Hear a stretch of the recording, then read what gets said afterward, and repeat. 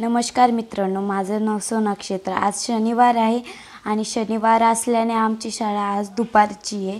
तर मला भूक लागली होती म्हणून मी विचार केला आज पोहे बनवू आणि माझे पप्पा गेले होते नाईटला, त्याच्यामुळे मग मी बनवते पोहे। तर पोहे बनवण्यासाठी मी सर्वात आधी घेतलेले कांदा, टोमॅटो आणि काही मिरच्या घेतलेल्या आहेत आणि कांदा, टोमॅटो, मिरच्या घेऊन पोहे घेतलेले आहेत आणि हे पोहे घेऊन भिजवून घेतलेले आहे आणि मी टोमॅटोला छानपैकी आता टोमॅटो आणि मिरच्यांना छानपैकी मी धुवून घेते आणि धुतल्यानंतर ना मग मी कापायचं स्टार्ट करेन।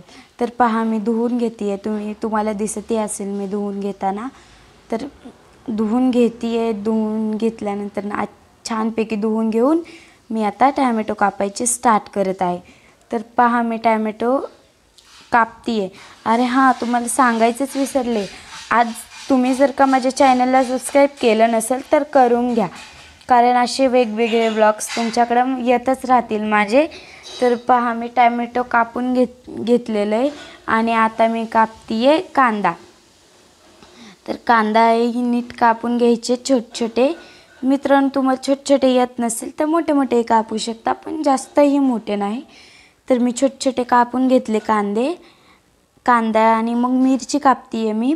तर पहा मित्रांनो, हे मिरची माझे कापताना मी छोटे छोटे कापते आहे, कारण जास्त मोठे नको आहेत आपल्याला, म्हणून छोटे छोटे कापते आहे। आता मिरची कापून झाल्यानंतर ना आता मी करत आहे फोडणी मारत आहे। तर फोडणी मारण्यासाठी मी सर्वात आधी घेतलेली एक छोटीशी कढई।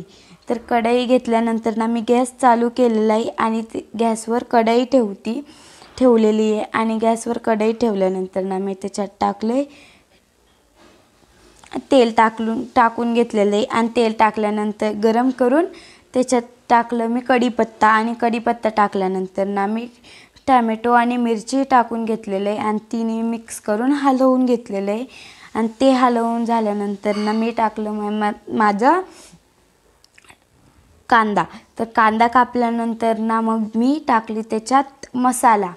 तर मसाला म्हणजे हळद टाकून घेतलेली आहे मी आणि हलवून घेतलेलं आहे छानपैकी आणि हलवते, कारण छान हलवायला पाहिजे। आणि मग टाकलं मी मीठ आणि मग टाकलं मी माझं पोहे।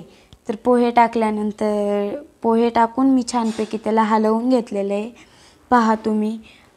आणि पोह्यांना नीट हलवून जर पहा माझे पोहे झाले रेडी। तर पोहे झालेले आहेत। तर मी पाहत होते की ह्याचा वास कसा येतोय, तर ह्याचा वास तर खूप मस्त येत आहे, पण आता आपण खाऊन पाहूयात। तर माझ्या घरी माझे पप्पा झोपले होते, त्याच्यामुळे मग मीच खाऊन पाहत होते।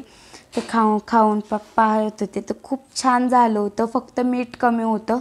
मीही पहिल्यांदा बनवत होते, त्याच्यामुळं माझंही मीठ कमी झालं होतं। तर मी पहिल्यांदा बनवत होते म्हणून। तर मित्रांनो, तुम्ही मला कमेंट करून सांगा की तुम्हाला येतं की नाही। तर थँक्यू, बाय बाय। ब्लॉगला एंड करते, बाय बाय।